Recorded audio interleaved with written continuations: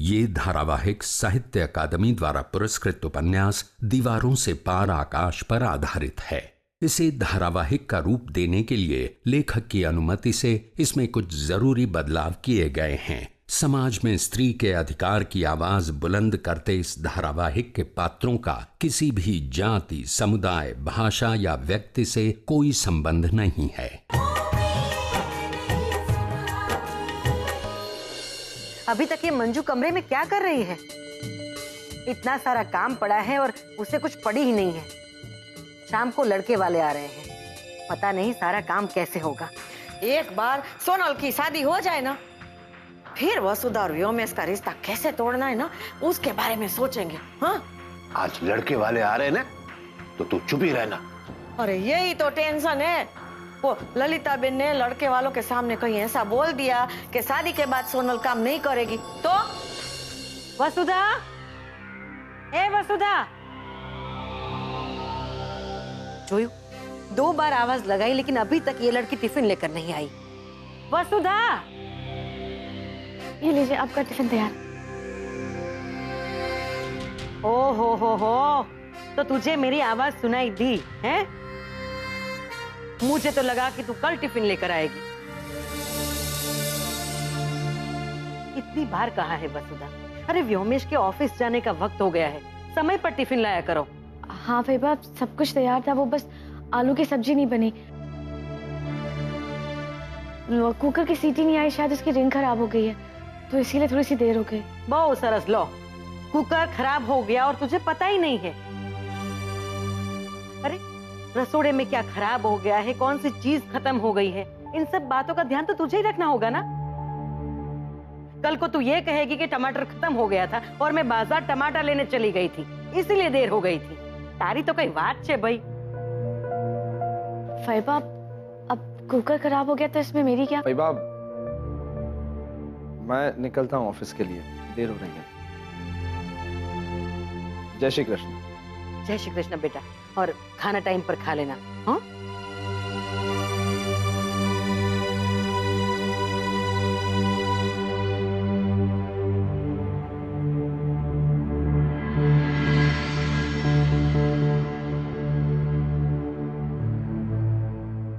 अब वहां क्या देख रही है? जो बाकी काम पड़ा है ना, उस पर नजर डाल दिया कर। वसुधा, कितनी बार समझाया तुझे कि जब व्योमेश ऑफिस के लिए जाए तो उसे बाहर दरवाजे तक छोड़ कर आया कर, और जब वो ऑफिस से वापस लौटे तो पानी का ग्लास लेकर मुस्कुराकर उसके सामने खड़ी रहा कर। एक जिम्मेदारी उठाने का मतलब ये नहीं कि दूसरी जिम्मेदारी से पल्ला झाड़ लिया जाए, समझी? હવે जा, मारा માટે नाश्तो बनाओ, और हाँ, साथ में चाय भी बना देना। जा।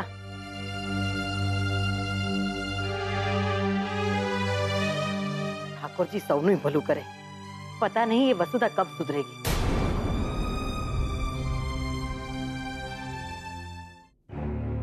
काका, ये रही आपकी चाय। अरे अरे छुटकी, तुम क्यों चाय लेकर आ गई?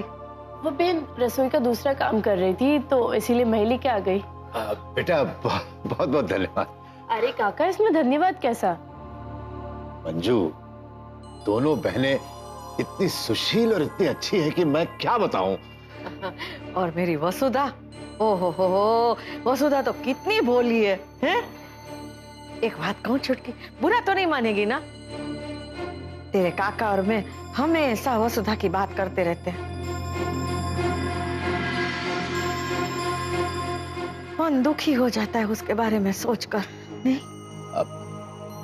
मंजू, ए मंजू, इस बात को यहीं खत्म करो। इस बारे में इस बेचारी को बताने की क्या जरूरत है? आप लोग कहना क्या चाहते हैं, कहिए ना।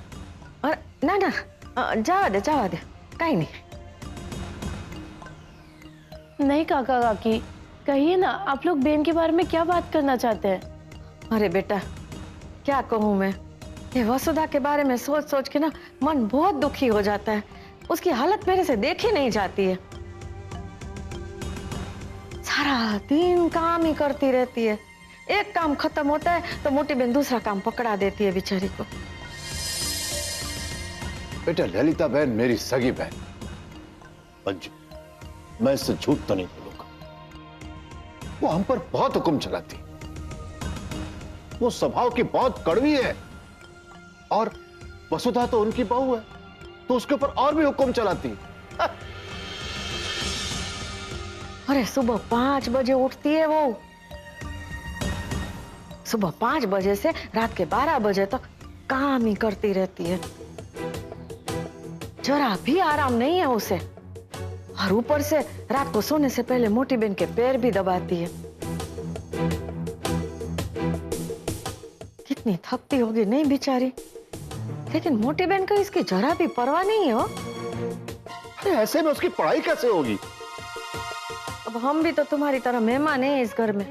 आज नहीं तो कल तो हमें इस घर से जाना है। लेकिन बेचारी वसुधा का क्या होगा? ललिता बहन पानी का गिलास इधर से उधर नहीं करती, बात बात पे पर वसुधा वसुधा ऐसे चिल्लाती रहे। अरे एक बार मैंने मोटी बहन से बात भी की थी कि बहू से बेचारी से इतना काम नहीं करवाना चाहिए, लेकिन मुझे ही डांट दिया। अरे वसुधा को तो बेचारी को नौकरानी ही समझते हैं।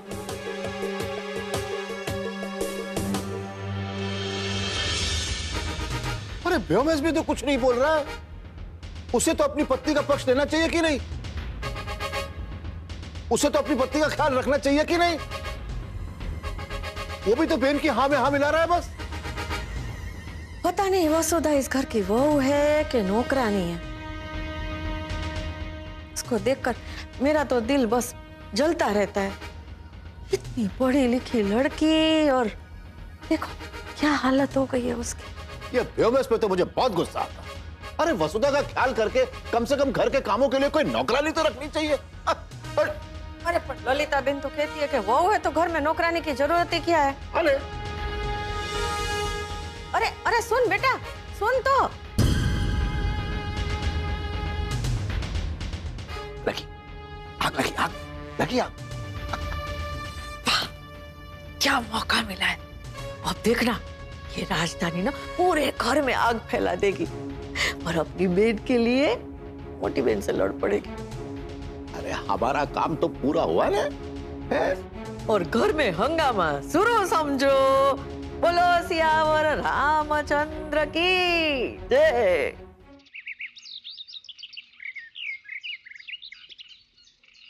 अरे छुटकी ने कुछ ठीक से बताया नहीं, सिर्फ इतना कह रही थी कि वहां वसु के सिर पर बहुत सारी जिम्मेदारियां हैं और ऊपर से वो सोनल और पूनम का भी तो प्रॉब्लम है ही। मम्मी अब छुटकी वहाँ है तो धीरे धीरे सब कुछ पता चल ही जाएगा। अच्छा भी ना तेरे पापा को कुछ मत बताना, वैसे भी उनको ऑफिस का बहुत टेंशन है। नहीं मम्मी, मैं पापा को कुछ नहीं बताऊंगी। और वैसे भी छुटकी से तो मेरी बात हो ही नहीं रही। मेरी हुई थी 2 दिन पहले, ललिता बहन की बात को लेकर बहुत हंस रही थी। कौन सी बात मम्मी? छुटकी आए ना तो उसी से पूछे ना, वो बहुत अच्छी तरह से तुझे बताएगी। अच्छा तू एक काम कर, छुटकी को एक फोन तो लगा।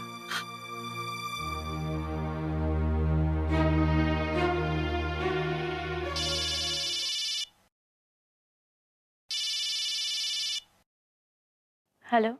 हाँ रूपल बोल, क्या काम है? ओहो, वहां जाके तो तेरे मिजाज ही बदल गया ना। दिमाग मत खराब कर मेरा, वैसे ही मेरा दिमाग खराब है। दिमाग खराब है तेरा? क्यों? लाओ मैंने आप फोन। हेलो, शू बात छे?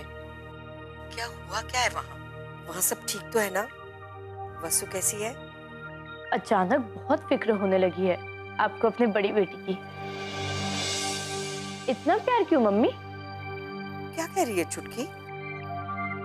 आपने और पप्पा ने ही मिलकर बेन की शादी तय की थी ना मम्मी। आपने बेन की शादी करवा के बहुत बड़ी गलती की है। कैसी गलती? छुटकी बेटा तू खुलकर बात कर। देख तू इस तरह से बात करती तो मुझे बहुत डर लग रहा है। क्या हुआ है वहां? यहाँ वो हो रहा है मम्मी जो हमने सोचा भी नहीं था। छुटकी प्लीज तू इस तरह से पहेलियां मत बुझा। तू मुझे बताएगी नहीं तो मुझे कैसे पता चलेगा? बेन की इस घर में शादी करवा के आप लोगों ने बहुत बड़ी गलती की है मम्मी। बेन को सांस लेने तक की फुर्सत नहीं है।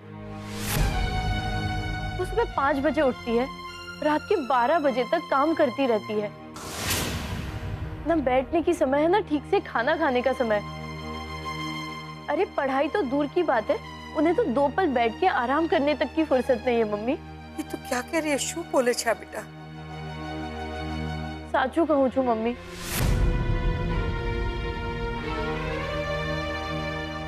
आकाश में उड़ने के सपने रखने वाली बहन को आप लोगों ने किस घर में डाल दिया?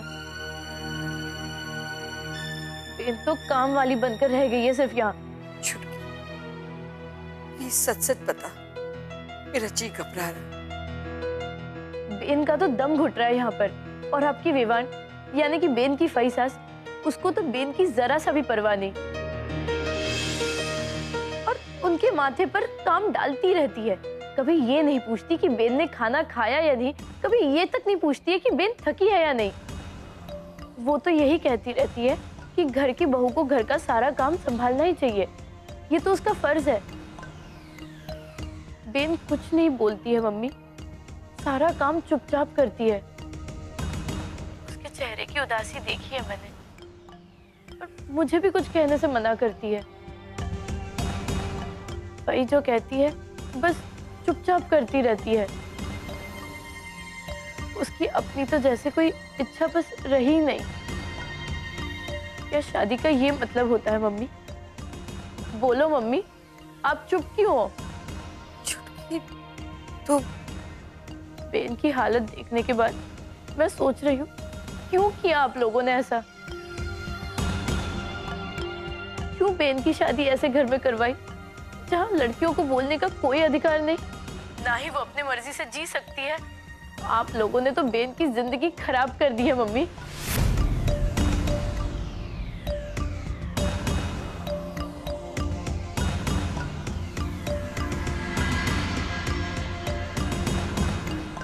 ऐसा क्या कह दिया छुटकी ने जो मम्मी रो पड़ी? बहन ठीक तो होगी ना?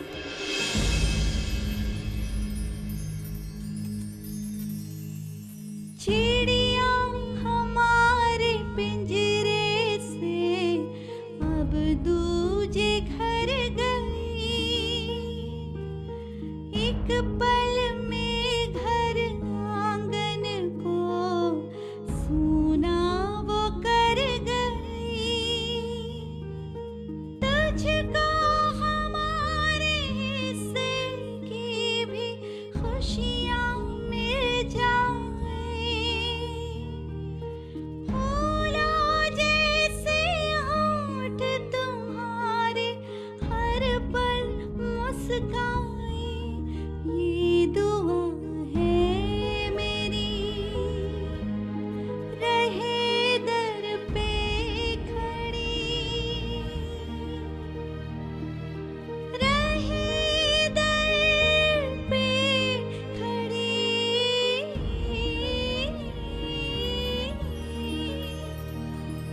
उम्मीद नई सुबह की, उम्मीद नई सुबह की, उम्मीद नई सुबह की, उम्मीद नई सुबह की।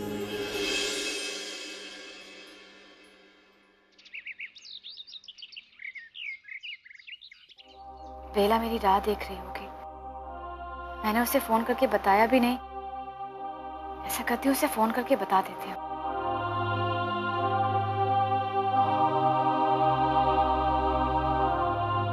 नहीं नहीं, शायद अभी फोन करना ठीक नहीं रहेगा।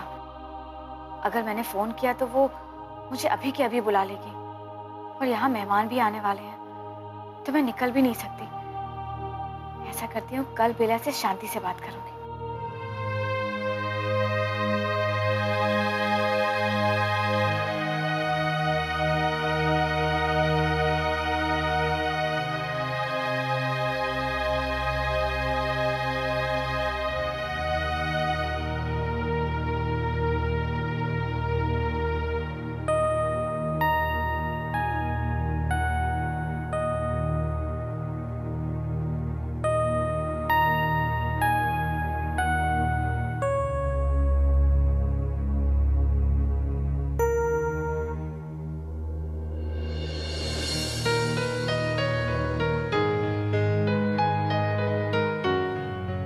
वसुधा, तू सो रही है?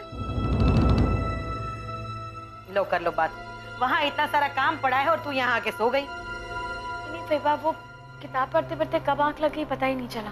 ठाकुर जी सौनु ही बोलू करे, लेकिन घर में इतना सारा काम पड़ा है और तुम्हें नींद कैसे आ सकती है?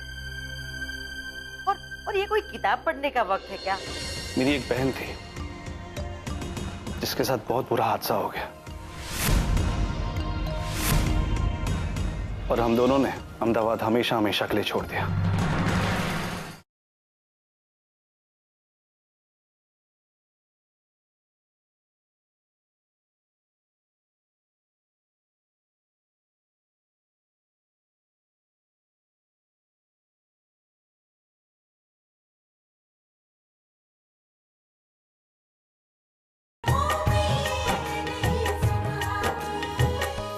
वो फैबा बहुत थकान लग रही थी। लो करो बात। इस उम्र में थकान लग गई है तो आगे जाके क्या करोगी? अरे जब मैं तुम्हारी उम्र की थी ना तो 20-20 लोगों का खाना यूं यूं बनाती थी, समझी? और तुम इतने से काम में थक गई। वो फैबा सुबह से काम कर रही हूँ, बिल्कुल भी बैठने का वक्त नहीं मिला। लो करो बात। पर तुम्हें बैठना क्यों है? अरे ऐसे काम करते रहना चाहिए तो शरीर में एकदम स्फूर्ति रहती है। बैठने से तो आलस भर जाती है। हाँ अब बताओ, मेहमान के नाश्ते की सारी तैयारियां हुई या नहीं? हाँ फैबा, बस वो चटनी बाकी रह गई है, तो सोनल ने कहा वो बना देगी। क्या? सोनल को? हे भगवान, उस लड़की को अपनी खबर नहीं है तो वो चटनी की क्या खबर रखेगी? अरे नहीं नहीं फैबा, सोनल को चटनी बनाना आता है और मैंने उसे समझा भी दिया है। हे भगवान, तुम कब समझोगी वसुधा? अपना काम खुद करना चाहिए, दूसरों पर नहीं डालना चाहिए। जो काम तुम्हें सौंपा गया है उसे तुम्हें पूरा करना चाहिए। एक ही बात बार बार तुम्हें क्यों समझानी पड़ रही है? फैबा पूरा दिन तो काम कर रही थी, थोड़ा सा बैठ लिया तो क्या हो गया? वाह भाई वाह, अब तू भी मुझे सवाल करने लगी। फैबा वो मेहमान आ गए। मेहमान आ गए? जय श्री कृष्णा। जय श्री कृष्ण। क्या बात है, महाराज भाई नहीं आए? मेरे काका कहीं और जगह शादी करवाने गए हैं। अच्छा अच्छा, बधी बात तो થઈ ગઈ છે ને? हाँ, बद्दी बात થઈ गई છે। अने ललिता बेन, ये है सरला बेन। जय श्री कृष्ण। और ये उनके पति हर्षद भाई। जय श्री कृष्ण। जय श्री कृष्ण। जय श्री कृष्ण। बेसो ने, बेसो बेसो बेसो। ललिता बेन, आपने जैसा बोला था ना, बिल्कुल वैसा परिवार ढूंढा है मेरे काका ने।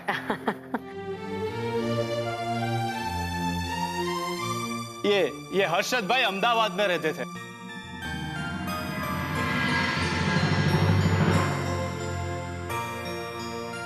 अहमदाबाद? अहमदाबाद में तो मेरे भाई भाभी रहते थे। अभी अभी यहाँ मुंबई आए हैं। अच्छा, अहमदाबाद में कहाँ रहते थे आप? किशनपुर। ओह, हम श्रीजी रोड पे रहते थे। तो आप हमेशा हमेशा के लिए मुंबई आ गए क्या? हाँ, दरअसल हमें अहमदाबाद छोड़ना पड़ा। एक ऐसा हादसा हुआ कि हम सबको यहाँ मुंबई शिफ्ट होना पड़ा।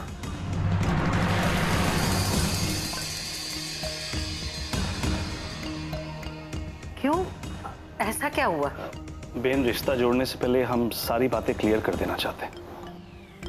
बोलिए ना हर्षद भाई, बोलिए। देखिए, मैं यहाँ मुंबई में बिजनेस करता हूँ, वहाँ अहमदाबाद में भी जमा जमाया बिजनेस था। मेरा एक छोटा भाई है जिसके रिश्ते को लेकर हम दोनों यहाँ पर आए हैं।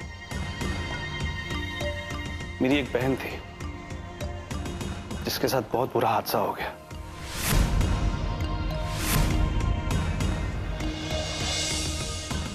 और हम दोनों ने अहमदाबाद हमेशा हमेशा के लिए छोड़ दिया।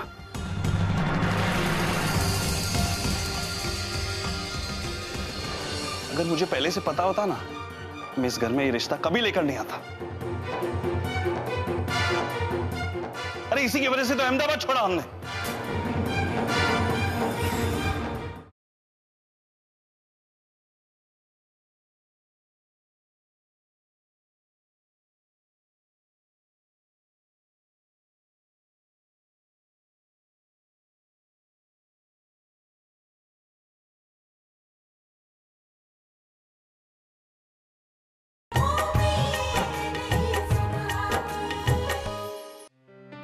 अरे रे, એવું તો શું થઈ ગયું?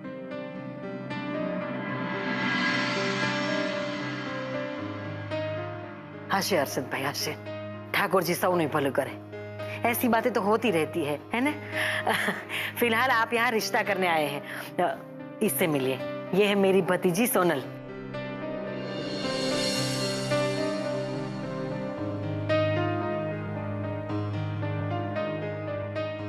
इसी का रिश्ता करना है। लेकिन ललिता बहन, हमें लगता है कि आपको पहले सब कुछ हमारे बारे में जान लेना चाहिए। हाँ, उसके बाद ही हम आगे की बात कुछ कर पाएंगे नो। अच्छा फैबा, भाभी पूछ रही है शरबत ले आऊं या बाद में?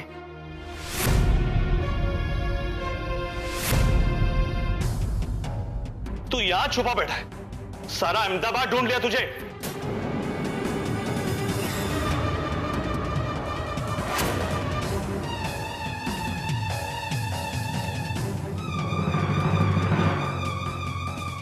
अरे रे, ये क्या बोल रहे हो?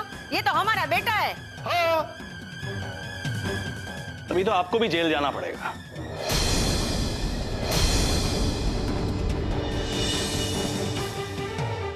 इसने मेरी बहन के साथ बहुत बुरा किया। पहले उसे फुसलाकर उसके साथ भागकर शादी कर ली, बहुत मजबूर किया उसे, और फिर उसे मौत के मुंह में धकेल दिया। मैं छोड़ूंगा नहीं तुझे।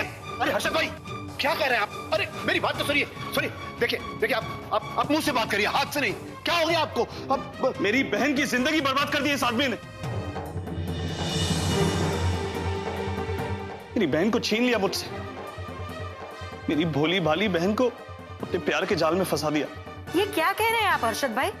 सच कह रहा हूं बहन, इस भोले वाले चेहरे के पीछे एक शातिर दिमाग छिपा हुआ है।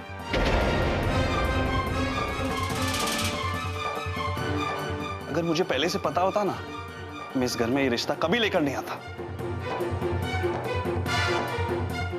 अरे इसी की वजह से तो अहमदाबाद छोड़ा हमने।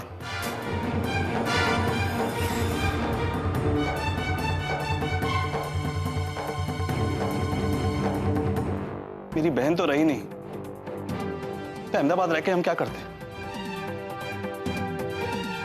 और ये वहां से फरार हो गया। जिस घर में ऐसा हत्यारा रहता हो, ऐसे परिवार में हमें कोई रिश्ता नहीं जोड़ना। चलो सर। हर्षद भाई, हर्षद भाई, हर्षद भाई, मेरी बात तो सुनिए। हर्षद भाई,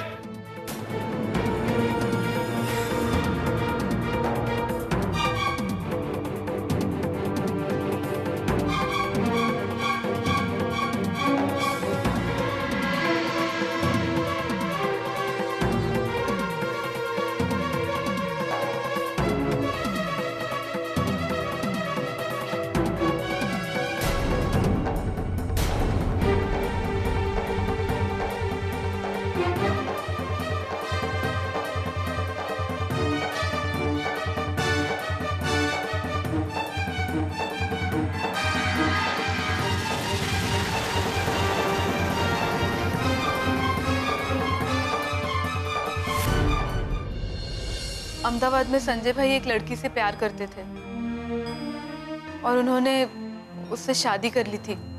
क्या? अगर तुम अपना डांस नहीं भूल सकती तो अब एक ही रास्ता है, तलाक। अगर संजय के लिए रिश्ता आया है तो आपको उन्हें सब कुछ सच सच बताना पड़ेगा। आप उनसे कुछ नहीं छिपाएंगी। संजय विदुर है, ये बात साफ होने के बाद ही बात आगे बढ़ेगी।